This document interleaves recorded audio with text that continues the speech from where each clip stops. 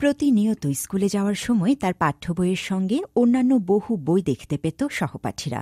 সবাই যখন বিরতিতে খেলায় মগ্ন থাকত তখনও সে পড়ত। একদিন এক সহপাঠী তো সন্দেহের চোখে বলেই ফেলল, মুনির, আসলে কি তুই বই পড়িস নাকি লোক দেখাস? সেই বই হাতে ধরিয়ে বলল, যেখান থেকে ইচ্ছে জিজ্ঞেস কর, দেখ পারি কিনা।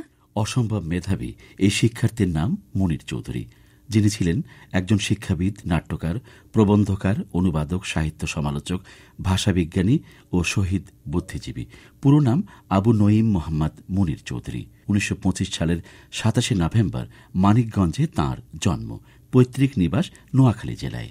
ইংরেজ আমলের একজন জেলা ম্যাজিস্ট্রেট খান বাহাদুর আব্দুল হালিম চৌধুরীর ১৪ সন্তানের মধ্যে তিনি ছিলেন দ্বিতীয়।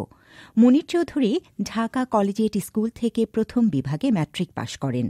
তারপর আলীগড় মুসলিম বিশ্ববিদ্যালয় থেকে আইএসসি এবং ঢাকা বিশ্ববিদ্যালয় থেকে ইংরেজিতে বিএ অনার্স ও এমএ পাশ করেন। ১৯৫৪ সালে ঢাকা বিশ্ববিদ্যালয় থেকে তিনি বাংলায় এবং ১৯৫৮ সালে হার্ভার্ড বিশ্ববিদ্যালয় থেকে ভাষাতত্ত্বে এমএ ডিগ্রি লাভ করেন।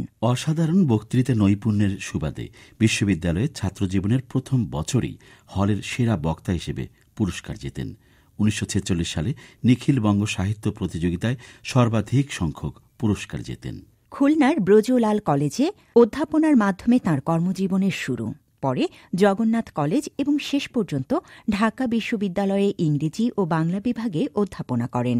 শিক্ষক হিসেবে অসম্ভব জনপ্রিয় ছিলেন মুনির চৌধুরী। ১৯৫২ সালের ২১ ফেব্রুয়ারির হত্যাকাণ্ড এবং পুলিশি নির্যাতনের প্রতিবাদে ২৩ ফেব্রুয়ারি ঢাকা বিশ্ববিদ্যালয়ের শিক্ষকদের সভায় তীব্র ভাষায় বক্তব্য দেন মুনির চৌধুরী।